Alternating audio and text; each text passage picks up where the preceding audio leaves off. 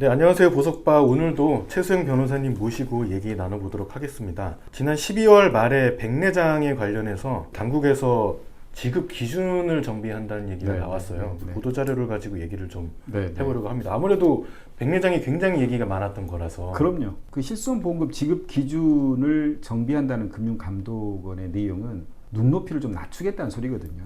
그럼 실손보험금 원래 그러면 눈높이는 뭐냐? 이 부분부터 알아야지. 그럼 그에 비해서 얼만큼 낮추겠다는 거냐?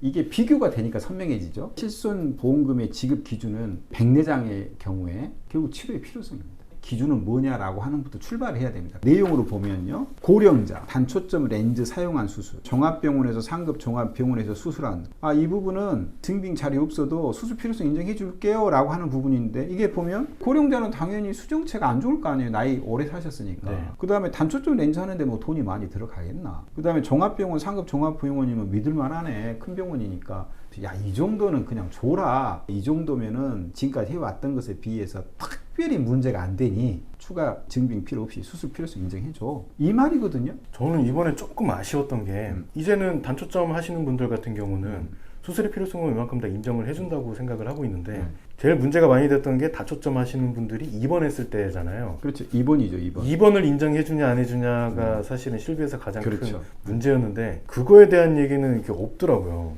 그런데 이 부분 가지고 그러면 기대를 했다? 금융감독원에서 백내장 실손보험금 정비 추진했으니 이제 소송도 안 하고 뭐 이번 부분에 관한 것도 분쟁 없이 다 해주겠다라는 기대를 갖는 것 자체가 제가 볼 때는 그게 의불성설이라는 거지. 왜냐면 어차피 당국은 이쪽도 있고 이쪽도 있고 다 이해관계 당사자의 부분을 다 봐야 돼요. 내가 어느 손을 일방적으로 들어주는 식의 정책이라든가 그런 길을 잡을 수가 없어요. 그런 면에서 보면 당연히 미흡해요. 시력 개선 목적이 있었냐 없느냐도 많이 따졌었고 다초점을 인정하네 마네 그런 얘기가 있었는데 다초점은 이미 해결됐다고 봐야 돼요. 약관 내용상. 지금은 수술의 필요성의 문제가 검사 결과 수술을 할 만한 상태였냐, 요게 핵심이고, 두 번째로는 입원의 필요성이 있었냐. 이제는 이렇게 두 가지로 모아졌다고 보면 돼요. 하긴 치료를 해서 입원이 필요한 사람도 분명히 있으니까 그분들까지 입원 자체를 인정을 안 하니까 안 줬었는데 그것까지는 그래도 열리는 셈이네요. 근데 그 부분은 여기서는 명확질 않아요. 수술이 필요하다는 거지 입원이 필요하다까지가 문구는 없어요. 입원의 필요성의 문제에 있어서는 별개로 또 조건이 있습니다. 기저질환이 있냐 없냐, 합병증과 부작용이 발생했냐, 타수술 병행했냐, 이 세 가지가 있으면 이 부분은 입원 필요성이 있고 더 추가적인 증빙을 별도로 받지 말아라, 이런 부분으로 나눠서 지금 얘기를 하고 있거든요. 여기도 말이 살짝 빠져나갈 구멍을 만들었네요. 입원 보험금이 지급되도록 보상 기준을 명확화할 예정이다 라고 나오니까 줘야 된다가 또 아니네요. 이거는 근데 기준이니까 기준의 눈높이를 약간 하향 조정했다.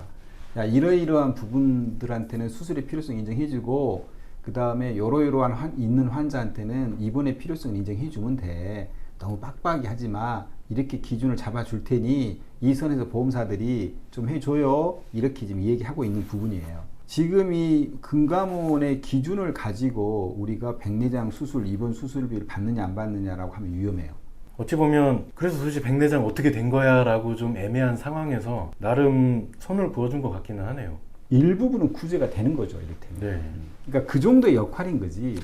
이게 뭐 지금까지 해왔던 부분을 전면적으로 이걸로 다 바꿔치기 해서 해줘라 이런 건 아니에요. 보면 21년부터 있었던 수술권도 소급 적용을 해서 저는 이게 참, 소비자들은 별도로 보험금 지급 신청을 안 해도 알아서 줄 거다라고 하는데 정말 보험사가 알아서 챙겨줄까라는 걱정은 드네요. 내가 알아야지 청구할 수 있어요. 소비자분들이 요청을 하셔야 될 것 같아요. 당연하죠. 요청 안 해도 해줘요. 이건 좀 나중에 문제가 될 수도 있을 것 같다는 생각이 들더라고요. 어떤 문제가 있어요? 70세 이상 고령자 같은 경우는 입원의 필요성에 대한 심사 없이 입원 보험금을 지급하는 방향으로 자율적으로 실시할 예정이라고 하니까 70세 이상인 분들은 입원 의료비로 인정해달라고 요청할 수 있지 않을까. 자율적으로 실시하니까.